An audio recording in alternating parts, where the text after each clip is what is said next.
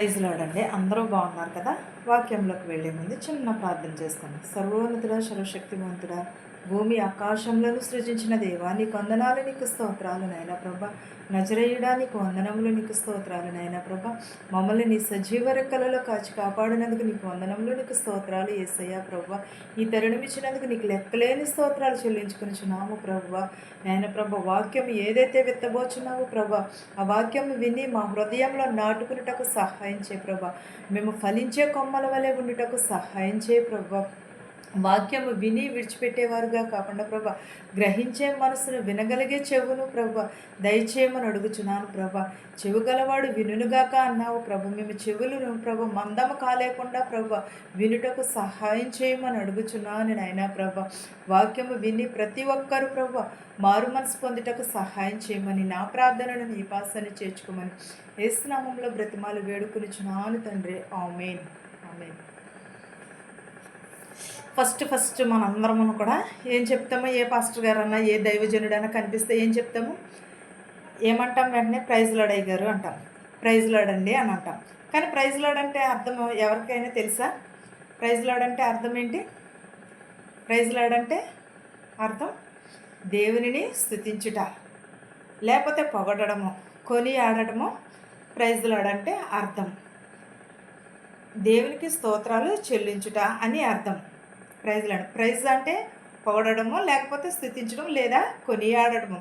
Lord అంటే ప్రభువు లేదా దేవుడు అని అర్థం. ఇది క్రైస్తవులు దేవుని యందు తమ కృతజ్ఞతలు తెలియచేస్తూ సంతోషాన్ని మరియు భక్తిని వ్యక్తపరచడానికే ఉపయోగిస్తారు. ఏమని? ప్రైజ్ లార్డ్ అని, ప్రైజ్ ద లార్డ్ అని ఉపయోగిస్తారు. ఒకరినొకరు కూడా కలుసుకున్నప్పుడు కూడా పలకరించుకోవడానికి కూడా ఈ మాటను ఉపయోగిస్తూ ఉంటారు. ఏంటనేది ప్రైజ్ లార్డ్ అనే మాట. ప్రైజ్ లార్డ్ అనే మాటను గురించి మనము ఎంత తెలుసుకోవాలి. ప్రతి ఒక్కరు కూడా ప్రైజ్ లార్డ్ అంటే దేవుని స్తుతించుట, దేవునికి స్తోత్రాలు గానములు చేయుట. మనందరం కూడా ప్రైజ్ లార్డ్ అంటే చాలామందికి కూడా తెలియదు. ప్రైజ్ లార్డ్ అంటే దేవుని స్తుతించడం అని తెలియదు. ప్రైజ్ లార్డ్ అంటే ఏదో ఒక పదం కదా అని చెప్పేస్తూ ఉంటారు. అలాగే మనము ప్రైజ్ లార్డ్ అంటే అర్థం తెలుసుకున్నాం కదా.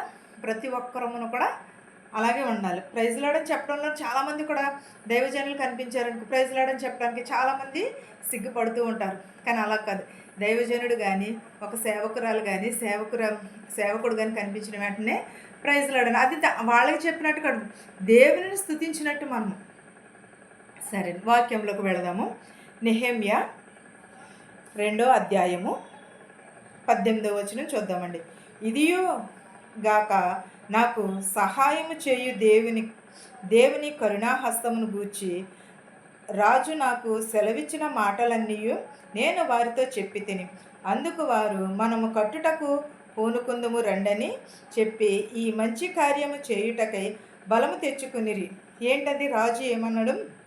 ఇదియుగాక నాకు సహాయము చేయు దేవుని కరుణాహస్తమును గూర్చి నాకు రాజు సెలవిచ్చుచున్నాడు. ఈ రోజుల్లో ఎవరండి సహాయం చేసేది? ఎవరున్నారు? సహాయం చేసేవారు ఎవరైనా ఉన్నారా? ఎవరని కూడా సహాయం చేసేవారు ఎవరు కూడా లేరు. పక్కోడు బాగుపడితే ఓర్వలేరు, బాధపడుతుంటే ఓదార్చలేరు, కష్టంలో ఉంటే సహాయపడలేరు. సగం తెలుసుకుని వాళ్ళని విమర్శిస్తూ ఉంటారు మాత్రము. అంతేగాని వాడు బాధ ఏంటి, వారు ఎలా ఉన్నారు ఏంటనేది ఎవరికి అక్కర్లేదు. సగం తెలుసుకుంటారు, సగము వదిలేసి ఏం చేస్తారంటే ఆ సగం పట్టుకుని ఎదరికి వెళ్తూ ఉంటారు. సగం తెలుసుకుని విమర్శనలు మాత్రము కుప్పలుగా చేస్తూ ఉంటారు. తమ తప్పులు మాత్రం దాచుకుంటారు, ఎదుటి వాళ్ళ తప్పులు మాత్రము వేలెత్తి చూపుతారు. నీ సహోదరుని కంటిలో ఉన్న నలుసుని తీవి కంటే నీ కంటిలో ఉన్న దూలాన్ని తీసుకోమని చెప్పాడు దేవుడు. కానీ సహాయం చేయడానికి అయితే ఎవరును మాత్రము రారు సహాయం చేయడానికి, కానీ దెప్ప పొడవడానికి అనడానికి మాత్రం. కానీ దేవుడు ఏమంటున్నాడంటే ఇక్కడ దేవుని హస్తము నా మీద ఉన్నదని అంటున్నాడు. కరుణాహస్తం గూర్చి నా రాజు సెలవిచ్చుచున్నాడు, మాటలని నేను చెప్పి తిని అని మనము కట్టుచును పూనుకుందుము రండి అని అంటున్నాడు.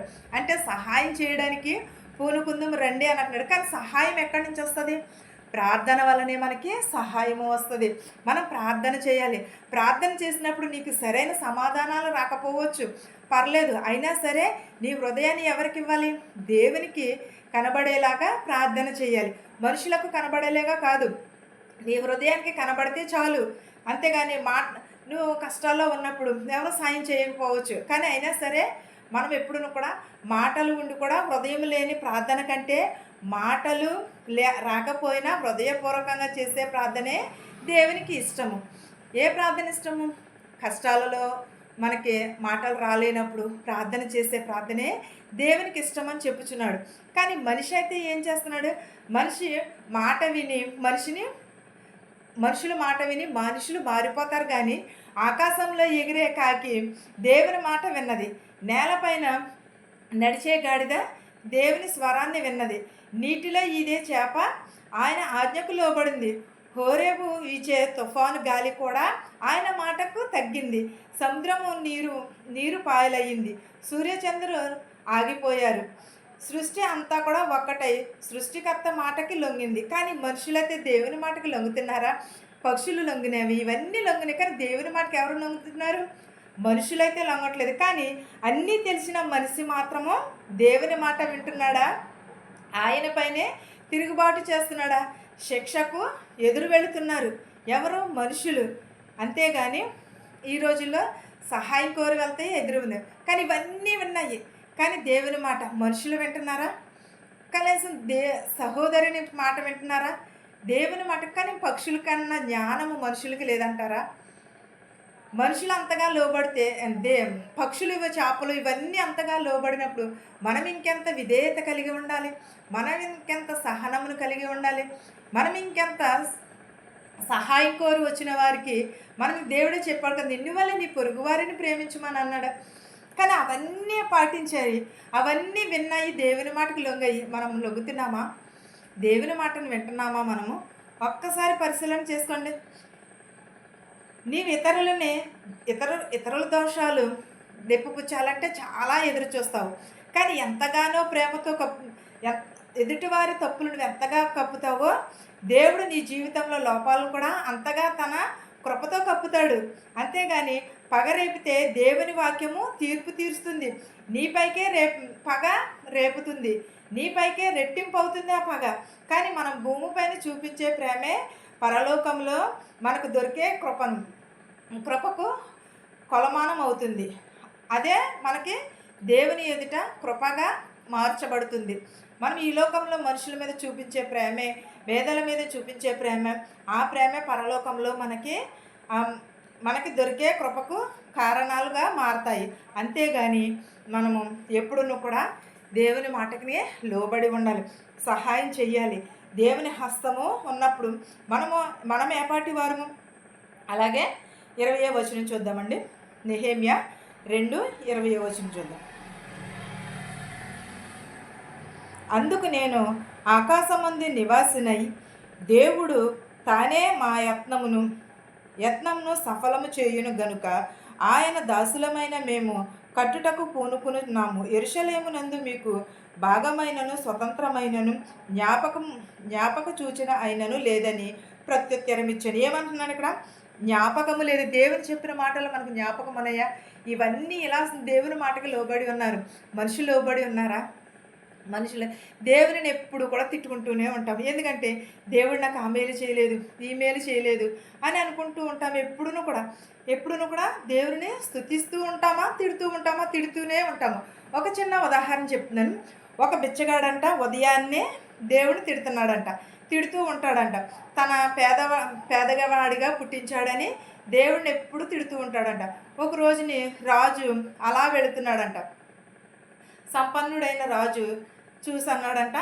ఆ దారిని వెళుతూ రాజు అది విని బిచ్చగాడిని ఒక ప్రాధాన్యత అడుగుతాడంట. ఏమని? నీవు రోజు దేవుడిని ఎలా తిడుతున్నావు కదా, దేవుడు నిన్ను రాజుగా పుట్టించాడు, నన్నేమో పేదవాడిగా పుట్టించాడని రోజు తిడుతున్నాడంట. తిడుతుంటే ఆ రాజు ఒక రోజు నాగి, నీ చేతులు ఇస్తావా? 10,000 వరహాలు ఇస్తాను అని అన్నాడంట. 10 లక్షల వరహాలు నీ కాళ్ళు ఇస్తావా? 10 లక్షల వరహాలు ఇస్తాను అని అన్నాడు. నీ నాలుక ఇస్తావా? 10 లక్షలు ఇస్తాను అని అన్నాడంట. బిచ్చగాడు తన అవయవాలను ఏమీ ఇవ్వలేను అని, అవి లేకపోతే తాను బతకలేనని చెప్పాడంట. అప్పుడు రాజు చిరునవ్వుతో కోట్లాది రూపాయలు విలువైన శరీరము అవయవాలు దేవుడు నీకు ఇచ్చాడు, ఉచితంగా ఇచ్చాడు. కాబట్టి నువ్వు పేదవాడు ఎందుకనవుతావు? ఈ శరీరాన్ని ఉపయోగించి కష్టపడి పనిచేసి బతుకు.